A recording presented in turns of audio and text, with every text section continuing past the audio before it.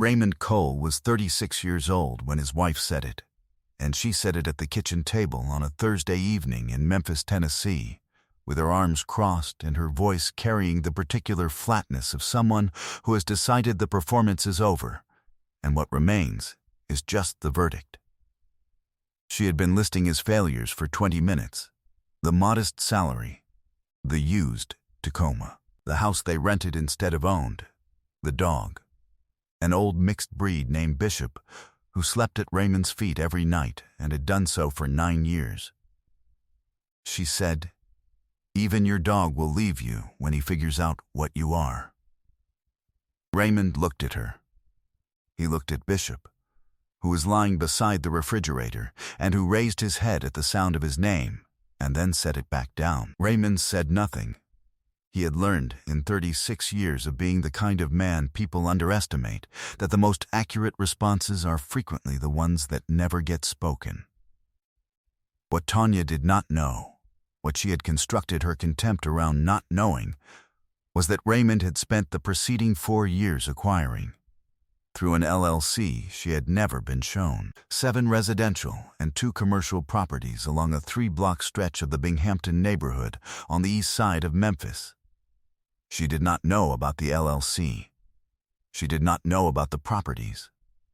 She did not know that the modest salary she had, cataloged as evidence of his limitation, was not his primary income, and had not been for 2 years. She did not know that 3 of those properties sat on the same block as the house she had grown up in, the house her mother still lived in, the house Tanya had returned to every Sunday for the entirety of their marriage as evidence of a life she considered superior to the one she shared with him.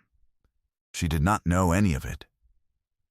2 years after that Thursday evening, she would. Before we jump into the story, comment where in the world you are watching from, and subscribe, because tomorrow's story is one you need to hear.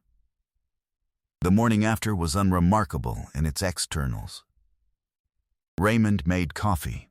He let Bishop out into the small backyard and watched him move through the damp grass with the unhurried confidence of an old dog who has made peace with the scale of his territory. The yard was not large, but Raymond had laid the brick border himself along the fence line one November weekend 3 years ago, and had planted 2 blueberry bushes along the south wall that had produced their first real fruit the previous summer, more than he and Tanya could eat. Raymond had brought a bag of them to Celia, and she had eaten them standing at her kitchen counter and said, "These are good." She was not a woman who overstated. Good from Celia was the same as excellent from other people. Raymond had gotten Bishop from a shelter in Midtown 9 years ago, when he was 27 and living alone in a 1-bedroom, and his grandmother Celia had told him that a man without something alive to be responsible for tends to misplace himself. She had said this once, without elaboration, and had not needed to say it again. Bishop was a large dog of uncertain lineage, some retriever, some shepherd, something else that had not announced itself, who had been at the shelter for 11 months before Raymond came in on a Tuesday, and Bishop had walked to the front of his kennel and sat down and looked at Raymond with an expression that said, "We have already established this." Raymond had agreed. He had paid the $40 adoption fee and taken Bishop home, and the dog had slept at his feet that first night, and every night since, including every night of the marriage, which was a loyalty Raymond had come to appreciate in a way that had grown more specific over time. He stood at the back door with his coffee and watched Bishop navigate the yard and thought about the properties on Macon Avenue and what the most recent appraisal had returned, and what that number meant in the context of the full portfolio. He thought about these things the way he always thought about them, quietly, in the early morning, before the day introduced its complications. His coffee was good. The yard was his. Bishop circled once and came back to the door, and Raymond let him back in, and they stood together in the kitchen in the morning, quiet, and Raymond finished his coffee and rinsed the cup and set it in the rack. Celia had been right about most things. She was 81 years old now and lived in a tidy house in Orange Mound she had shared with Raymond's grandfather until his passing in 2014. And she still kept the same routines. Coffee at 6. The newspaper physical, not digital. A walk to the end of the block and back before 8, if her knees permitted it. She had raised Raymond for 3 years while his mother recovered from an illness that took longer to name than to treat. And in those 3 years, she had conducted herself with such consistent clarity and purpose that Raymond had absorbed her method without quite realizing he was doing it.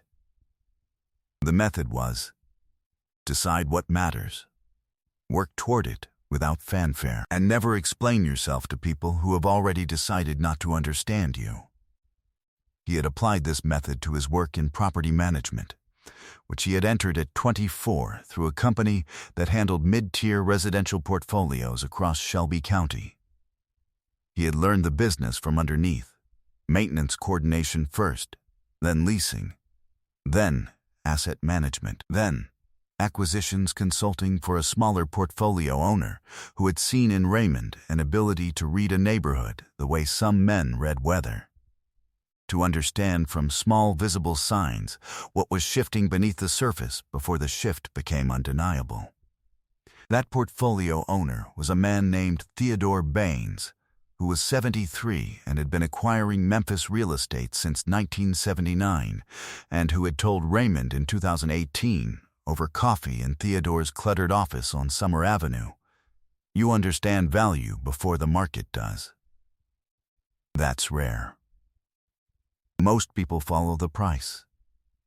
You follow the thing underneath the price. Raymond had not known exactly what to do with this, but he had filed it in the same category as his grandmother Celia's observations and had let it work on him over time. The LLC had been Theodore's suggestion, and Leonard Ware's architecture. Leonard was Raymond's accountant and financial advisor, a methodical man of 60 who operated from an office in East Memphis and who had a way of asking questions that revealed he already knew the answer, but believed that a man who arrived at a conclusion himself was more likely to hold it. Leonard had reviewed Raymond's savings, his modest inherited equity from a property his grandfather had left him, and his capacity for long-term patience, and had said, "You have the resources to begin. What you need is a structure that doesn't put everything in the same column." The LLC had been formed in 2019 under a name that did not include Raymond's surname. The first acquisition, a 4-unit residential property on Macon Avenue, had been completed in cash, drawn from accounts Tanya had never been shown because they predated the marriage, and Raymond had never gotten around to consolidating them. Which was the kind of omission that looks like disorganization, but is sometimes something else. He and Tanya had met in 2017 at a cookout hosted by mutual friends in Germantown, where she had been quick and funny and had opinions about Memphis real estate that were sharp enough to make him think she understood the field. She worked in residential sales, mid-market, and she spoke about neighborhoods and values with the confidence of someone who had been paying attention. She had asked him, that first evening, which parts of the city he thought were undervalued. He had answered carefully, and she had pushed back on one point, and he had respected the pushback because it was based on something real. He had driven home that night and thought, "She pays attention." He had believed this for longer than the evidence supported. What he came to understand, gradually and then thoroughly, was that Tanya's confidence was attached to an idea of herself that had very little tolerance for evidence that contradicted it, and that Raymond, with his used truck and his shelter dog and his property management salary, had come to represent, in her private accounting, a contradiction she needed to resolve. The idea of herself required a particular kind of partner, and Raymond had stopped fitting that idea somewhere around year 2, when it became clear to her that he was not building toward visibility, but toward something else, something she could not name, and therefore could not value. She had started describing him to friends as dependable, which was accurate, and also the way she said it, a diminishment. He had noticed. He did not address it. He went to work and came home and let Bishop out and built the things he was building and waited for the distance between what she believed and what was true to become relevant. The signs had arrived in the ordinary way such signs arrive. A quality of dismissal in conversation that had not been present in the first year. Comments about other men's salaries made with a specificity that suggested research. A friendship with a man named Preston, who sold commercial real estate and drove a new Audi and whose name appeared in her phone with a frequency Raymond had noticed and not addressed because he was waiting. In the way Celia had taught him and Theodore had confirmed, and the business of acquiring undervalued properties had reinforced. For the moment when the full picture was available, he did not move on partial information. He never had. The full picture arrived on a Wednesday evening in September, approximately 2 months before the Thursday at the kitchen table. He had come home early from a site visit, and the house had been empty. And he had sat down at the kitchen table to review some documents and had picked up a notepad that Tanya used for grocery lists and phone numbers. And on the second page, in her handwriting, were the words, Preston, Attorney Tuesday. And below that, a number Raymond did not recognize, followed by the word mediator. He had set the notepad down. He had made coffee. He had called Leonard. His hands did not shake. His face remained perfectly calm. He and Leonard had spoken for 40 minutes, during which Raymond described what he had seen, and Leonard had asked 6 questions, and then said, "Give me the week." By the following Monday, Leonard had connected Raymond with an attorney named Constance Morrow, who practiced family law from an office in Cooper Young, and who had the manner of a woman who had spent 30 years watching people confuse speed with strategy, and had developed, as a result, an unshakable preference for the latter. She was 56 years old, direct without being abrupt, with a habit of pausing before she spoke that initially read as hesitation, until you understood it was the opposite.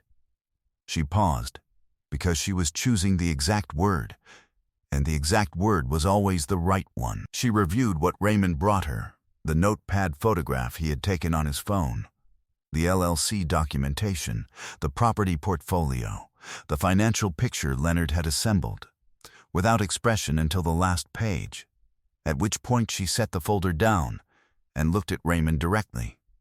"She's planning to leave you while assuming she understands what there is to leave," she said. Raymond said, "Yes. How long has the portfolio been in the LLC?" he told her. She made a note. "And she has never seen the LLC documents." It was not a question. "No," Raymond said. Constance looked at her legal pad for a moment, and then looked up. "Then, what she's planning to walk away from and what you actually have are 2 completely different numbers." She turned the legal pad to a fresh page. "Let's make sure she has complete information before she does anything else." The plan that followed was built in 3 parts over 6 weeks, each handled by a person who did their work cleanly and without overlap, which was the only way Raymond had ever known how to manage a complex project. The plan that followed was built in 3 parts over 6 weeks, and each part was handled by a person who did their work cleanly and without overlap. Constance's first move was to commission an independent appraisal of all 9 properties in the LC portfolio to establish a current fair market value that would be defensible in any proceeding. The appraiser was a woman named Gloria Hatch, who had been operating in the Memphis market for 26 years and who visited each property over 4 days without commentary and without questions that weren't strictly professional. The appraisal came back at a combined value of $1.8 million across the 9 properties. 4 residential multi-units, 2 single-family rentals, and 3 commercial spaces, all within the Binghamton corridor Raymond had been quietly accumulating since 2019. It was a figure Raymond received without visible reaction, because he had been expecting a number in that range and had spent 4 years building toward it, and numbers like structures, were most useful when you had built them yourself and therefore understood exactly what they were made of. Leonard's contribution in this period was a comprehensive financial disclosure document, one that Raymond had not been legally required to prepare, but that Constance had advised preparing anyway, because a document that reveals everything on your own terms is a different instrument than one produced under compulsion. The document covered the LLC, the portfolio, the property management income, the consulting fees Raymond had been earning from Theodore Baines's firm for 3 years, and a royalty stream from a property management methodology Raymond had helped develop and had licensed to 2 regional firms at Leonard's insistence 5 years earlier. The royalty was modest, $18,000 annually, but it was documented, recurring, and appeared nowhere in any filing Tanya or her attorney had seen. The total financial picture the document presented was, as Leonard put it when he handed it to Raymond, not what she planned for. Raymond had agreed. He had signed the document and placed it in the folder without further comment. The third part was handled by Theodore Baines, who was not an attorney and not a financial advisor, but who had, over 44 years in Memphis real estate, become something more practically useful than either. A man whose name appeared on enough title documents, development records, and community investment files that his endorsement of a narrative carried a particular weight. Theodore had written, at Raymond's request, a 2-page letter describing Raymond's work, his methodology, his track record, and this was the part that Theodore had insisted on including himself, unprompted, his character. It was the kind of letter that a man writes when he means it and has the standing to make it count. The kind that does not perform admiration, but simply states what is true with the authority of someone who has been watching long enough to know the difference. Raymond had read it once, folded it carefully, and placed it in Constance's folder. Real power operated in quiet rooms. He had always known this. He had built every one of those rooms himself. On the Saturday before the confrontation, Raymond drove out to Celia's house in Orange Mound with a bag of groceries and sat at her kitchen table while she made the same pound cake she had been making since before Raymond was born. He told her what had happened and what was going to happen. She listened without interrupting. When he finished, she was quiet for a while. She pressed her palm flat against the kitchen table the way she always did when she was thinking through something that required the full weight of her attention. "That woman never once asked you a real question," Celia said. She looked at what was in front of her and wrote the whole thing down in her head and sealed it. She turned back to the bowl. "Your grandfather was the same kind of quiet you are. People spent 30 years underestimating him, too." She folded the batter. "Some people are built to be noticed. Some people are built to be effective." She glanced at him sideways. "You have always been the second kind. That is not a limitation.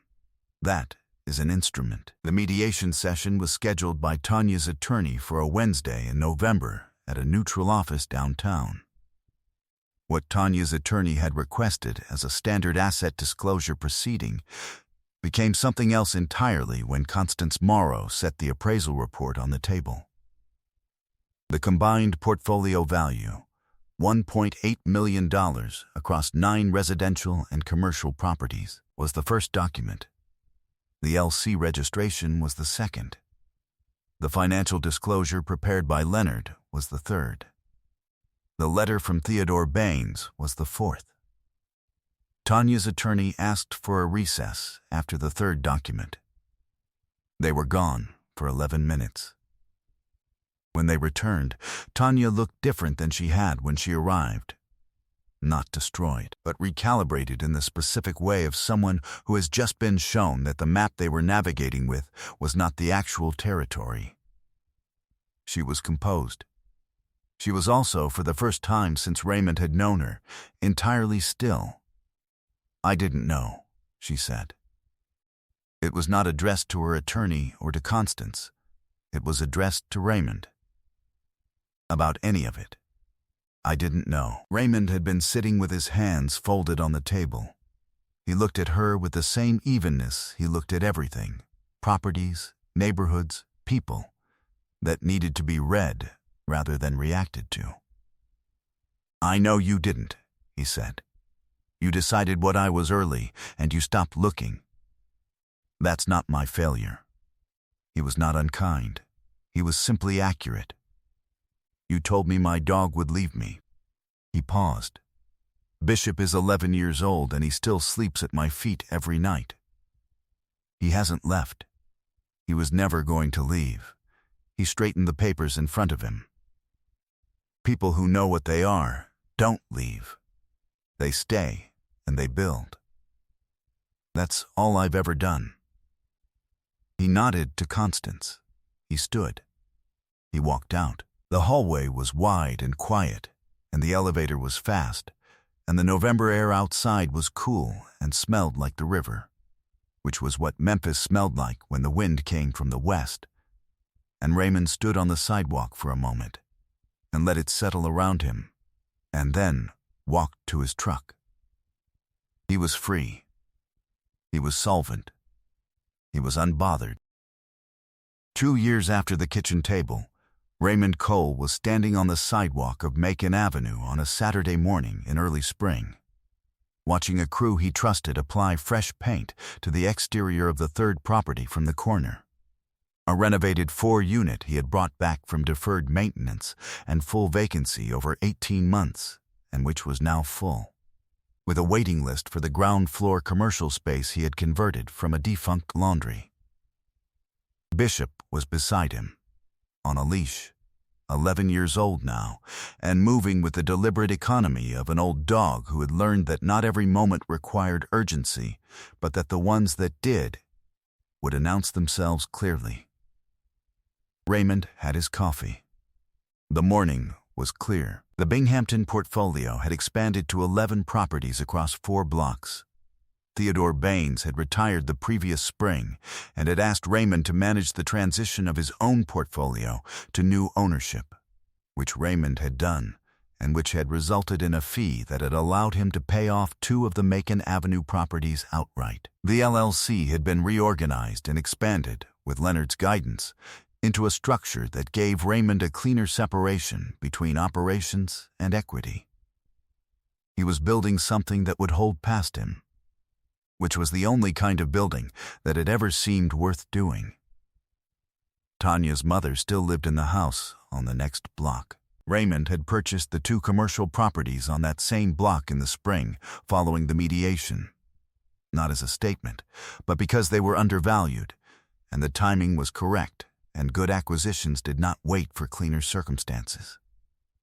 He bore Tanya's mother no particular feeling. She had been present for the same Sunday dinners he had attended, and had always treated him with a distant politeness that told him she shared her daughter's assessment of his prospects. He did not think about her assessment now. He collected the rent from her neighbors and reinvested it in the buildings, and did not explain himself to anyone who had already decided not to understand. Nadine Garrett had come into his life through a tenant meeting for the Macon Avenue properties, which Raymond held quarterly, because he believed that a landlord who did not know his tenants was managing an abstraction rather than a community. She ran a small social work practice out of Unit 3, and had attended the first meeting Raymond held after she moved in to raise a concern about the parking arrangement. Not in the confrontational way some tenants raise things, but with the clarity of someone who had already thought it through and arrived at a reasonable position and was now presenting it. She raised it without apology and listened to Raymond's response with genuine attention, and asked one follow-up question that demonstrated she had understood the structural constraint rather than just the surface inconvenience. They had stood in the parking area afterward for 30 minutes talking about the neighborhood, what it had been before the vacancy cycle of the previous decade, what it was becoming, what the difference between those 2 moments meant for the people who had stayed through both. She had lived in Binghamton for 11 years, She knew things about the block that Raymond did not, which he found more interesting than almost anything else a person could offer him. She had opinions that were specific and grounded, and she did not perform them for effect. He had found this, as he found most things that were genuine, worth returning to. She was not the center of this Saturday morning. She was the person he had called Thursday evening to say he would be on Macon early, and she had said she would stop by with coffee, and she had. The coffee she'd brought was from the Caribbean Place on the ground floor of the Buchanan building. She had told the owner it was for Raymond, and the owner had made it the way Raymond had described liking it the one time they had discussed it, which was a small thing, but the kind of small thing that accumulated into something.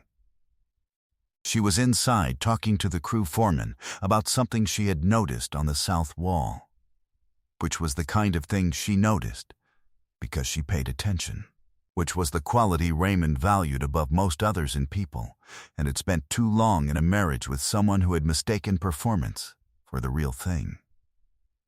He looked at the building. He looked at Bishop, who was watching a bird with the philosophical patience of a dog who has made peace with the gap between intention and result. He looked at the block, his block, the one that had taken 4 years of quiet work and correct sequencing and the willingness to move without being seen, and felt the particular satisfaction of a man standing inside a thing he built himself, where every decision was documented and defensible and had been made in the correct order. Some men were built to be noticed. Some men were built to be effective. He had always known which one he was.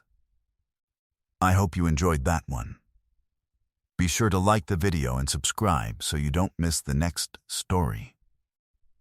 I've picked out 2 more for you that I think you'll really like.